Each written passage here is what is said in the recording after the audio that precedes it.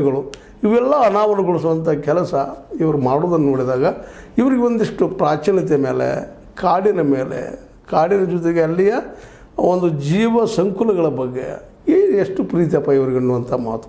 ಯಾಕಂದರೆ ಇದು ಸಣ್ಣ ಸಾಹಸ ಅಲ್ಲ, ದೊಡ್ಡ ಸಾಹಸವನ್ನು ಮಾಡಿದ್ದಾರೆ. ಈ ಸಾಹಸದಲ್ಲಿ ಅವರು ಯಶಸ್ವಿ ಆಗ್ತಿರೋಂಥ ಭರವಸೆ ಅವ್ರಿಗದ. ಕನ್ನಡ, ಇಂಗ್ಲೀಷ್ ಅಲ್ಲದ ಇನ್ನೂ 7 ಭಾಷೆಗಳಲ್ಲೇ ಈ ಒಂದು ಚಿತ್ರವನ್ನು ಡಬ್ ಮಾಡಿದ್ದಾರೆ.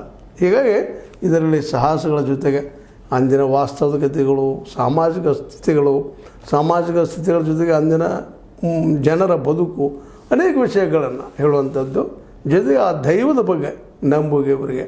ದೈವ ಅನ್ನುವಂಥದ್ದು ಈಗ ನಿಮಗೂ ಗೊತ್ತಾಗಿದ್ದು, ವಿಶೇಷವಾಗಿ ಕರಾವಳಿಯ ದಂಡೆಯಲ್ಲಿ ಬರುತ್ತಿರುವಂಥ ತುಳು ಭಾಷೆಯಲ್ಲಿ, ವಿಶೇಷವಾಗಿ ತುಳುವಿನಲ್ಲೇ ತುಳು ಜನ ಹೆಚ್ಚಿಗೆ ಅದನ್ನು ಈ ದೈವದ ಮೇಲೆ ವಿಶೇಷವಾಗಿ ನಂಬಿಕೆ ಇಟ್ಟುಕೊಂಡು ಆ ದೈವಾರಾಧನೆ ಮಾಡುವಂಥದ್ದು ನಾವು ಗಮನಿಸ್ತಾ ಇದ್ದೀವಿ.